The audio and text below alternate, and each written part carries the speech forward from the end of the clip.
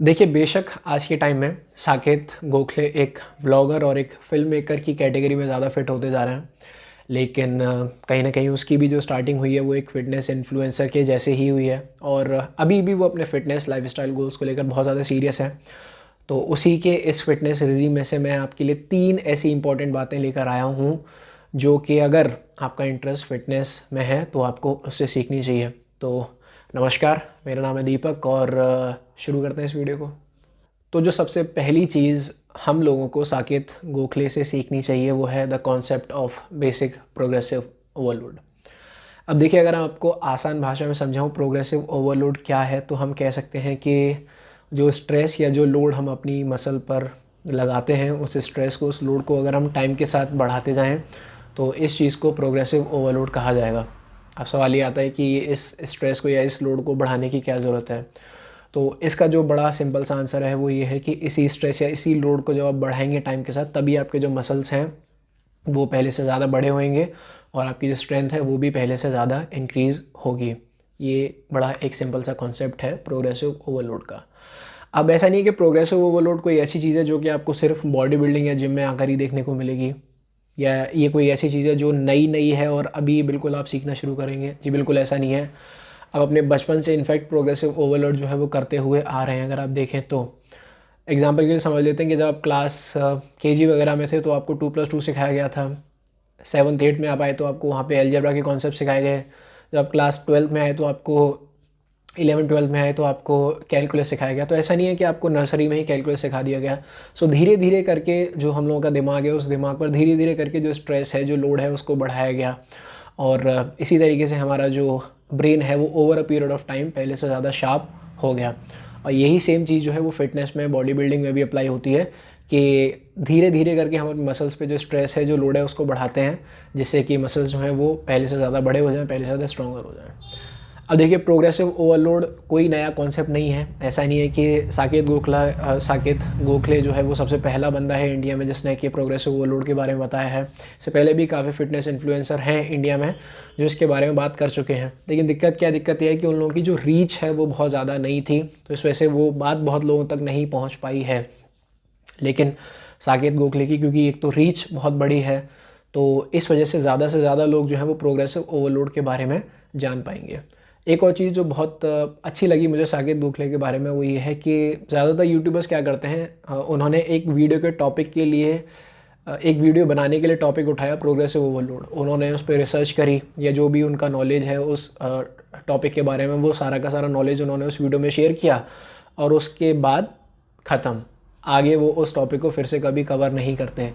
लेकिन साकेत गोखले के साथ ऐसा नहीं है। अगर आप उसके व्लॉग्स को रेगुलरली फॉलो करते हैं तो आप जानते होंगे कि नंबर ऑफ़ टाइम्स, कई बार ऐसा हो चुका है कि उसने प्रोग्रेसिव ओवरलोड की बात अपने वीडियोस में की है। जैसे एक एग्जांपल ले लेते हैं, मान लीजिए कि आज के दिन साकेत गोखले का एक पुश सेशन है, पुश वर्कआउट उसे लगाना है, तो वो आपको कई वीडियोज़ में बताते हुए मिल जाएगा कि लास्ट टाइम जब मैंने वर्कआउट किया था तो मैंने x amount of weight lift किया था वाई नंबर ऑफ़ रैप्स के लिए, और आज मेरा जो गोल है वो है कि ये जो रैप्स हैं जो मैंने पिछली बार वाई किए थे, मेरा गोल है कि मैं उससे 1 या 2 रैप ज़्यादा निकालूँ प्रोग्रेसिव ओवरलोड। तो इसी तरीके से प्रोग्रेसिव ओवरलोड काम करता है। बार बार वो अपने ऑडियंस को, अपने व्यूअर्स को बताता है प्रोग्रेसिव ओवरलोड के बारे में, और ये सच में एक बहुत अच्छी चीज़ है क्योंकि इससे ऑडियंस के जहन में वो बात रहती है कि यार हमें भी अगली बार जाना है तो हमें भी 1 या 2 रैप जो है वो ज़्यादा लगाने हैं। तो जो प्रोग्रेसिव ओवरलोड का कॉन्सेप्ट है वो अच्छे से ऑडियंस को समझाने में साकेत गोखले का एक अच्छा खासा रोल रहा है। और जो दूसरी चीज़ मेरे अकॉर्डिंग साकेत गोखले ने अपनी ऑडियंस को बहुत अच्छे से सिखाई है वो है the importance of cardio and specially the importance of walking as a form of cardio. अब देखिए, हम लोगों का आज से कुछ टाइम पहले तक क्या सीन था कि हम लोगों के जो फेवरेट यूट्यूबर्स होते हैं उनके कमेंट सेक्शन में पूछा करते थे कि भैया क्या मैं बल्किंग के टाइम पे कार्डियो कर लूँ, क्या मैं बल्किंग के टाइम पे जो है एब्स की एक्सरसाइज कर लूँ। इनफैक्ट हम लोगों के जिम्स में तो अभी भी ये बहुत ज़्यादा प्रोपोगेट किया जाता है कि बल्किंग के टाइम पे कार्डियो नहीं करना, बल्किंग के टाइम पे एब्स की एक्सरसाइज नहीं करनी, अदरवाइज़ आपकी बॉडी कंफ्यूज हो जाएगी कि यार ये बल्किंग चल रही है मेरे साथ या कटिंग चल रही है। तो इस तरीके की बातें बड़ी कॉमन रही हैं। And then comes this guy, उसके बाद ये बंदा आता है जो बताता है कि कार्डियोवैस्कुलर हेल्थ जो है वो भी उतनी ही ज़्यादा इंपॉर्टेंट है जितना कि आपकी बाकी की जो मसल्स वगैरह हैं उनकी हेल्थ है या उनकी ग्रोथ है। उसने समझाया कि कार्डियो एक ऐसी चीज़ है जो आपको ना सिर्फ कटिंग में करनी चाहिए, बल्कि अगर आप बल्किंग भी कर रहे हैं या मेंटेन भी कर रहे हैं अपने मसल मास को या अपने वेट को, तभी भी आपको जो कार्डियो है वो करते रहना चाहिए। और जो सबसे कमाल की चीज़ साकेत गोखले ने अपनी ऑडियंस को बताई है वो है ये कि जनरली हम लोग क्या समझते हैं, हम लोग समझते हैं कि कार्डियो का मतलब है जिम में जाके ट्रेडमिल पे दौड़ना या क्रॉस ट्रेनर पे चलना या फिर स्टे मास्टर्स करना। तो कहीं ना कहीं ये वाली जो चीज़ें हैं जिसको हम लोग HIIT बोलते हैं, वो वाली जो चीज़ें हैं वो हम लोगों के दिमाग में जो है वो कार्डियो के फॉर्म में बैठी हुई हैं। बट साकेत गोखले ने समझाया कि नॉर्मल चलना भी जो है एक बहुत अच्छा कार्डियो हो सकता है। इनफैक्ट मुझे याद है कि जब उसने अपने 100K सब्सक्राइबर्स यूट्यूब पर पूरे किए थे तो उसने 100K स्टेप्स का एक चैलेंज भी लिया था। और वैसे भी वो अपने इंस्टाग्राम पोस्ट में और अपने यूट्यूब के वीडियोस में लोगों को मोटिवेट करते ही रहता है वॉकिंग करने के लिए, स्टेप्स पूरे करने के लिए।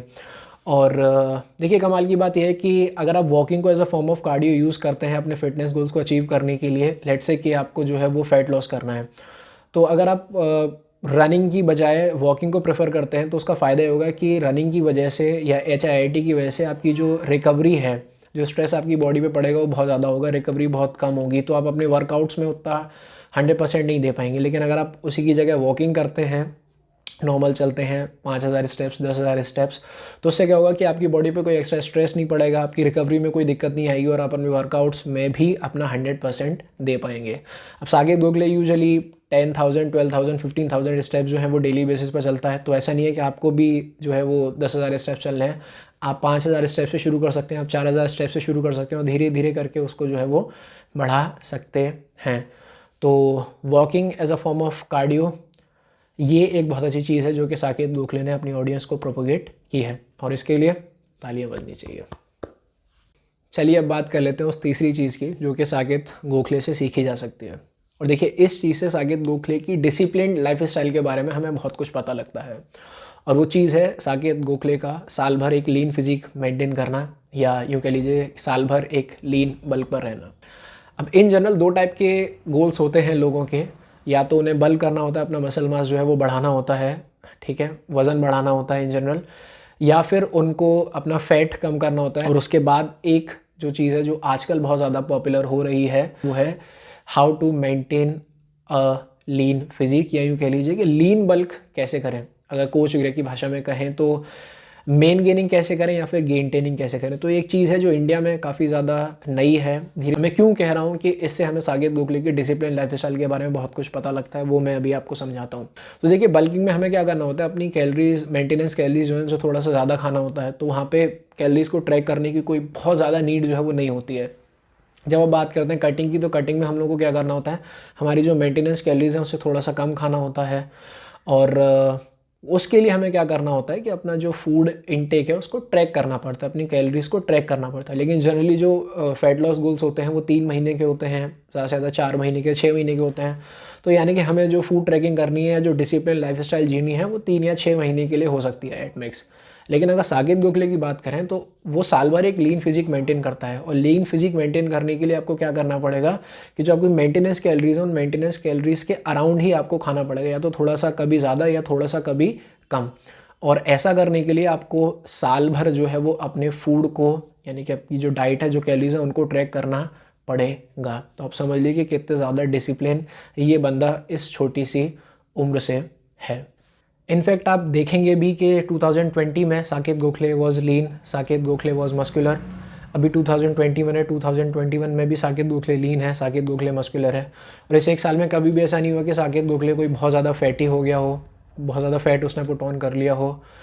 उसने क्या किया, उसने स्लोली एंड स्टेडली थोड़ा थोड़ा मसल मास जो है वो over a period of time जो है वो पैक ऑन किया, जिसको हम लोग बोलते हैं लीन बल्क करना। लेकिन अगर आप देखेंगे कि ऐसा करना उसके लिए भी कोई बहुत ज़्यादा आसान चीज़ नहीं है। वो आपको दिख जाएगा कि आए दिन वो अपने व्लॉग्स में क्या करेगा, वो अपने फूड्स को ट्रैक करता हुआ नज़र आ जाएगा। यानी कि ये काम करने के लिए एक बहुत ज़्यादा डिसिप्लिन लाइफस्टाइल की ज़रूरत होती है। लेकिन अगर हम भी साकेत गोखले की तरह अपने वर्कआउट्स को मॉनिटर करना शुरू करें, अपनी डाइट को मॉनिटर करना शुरू करें, तो कहीं ना कहीं हम भी उसके जैसे एक लीन बल्क जो है वो कर सकते हैं। तो मेरे हिसाब से अगर आप पूछें तो साकेत गोखले ने इसमें क्या करके दिखाया है।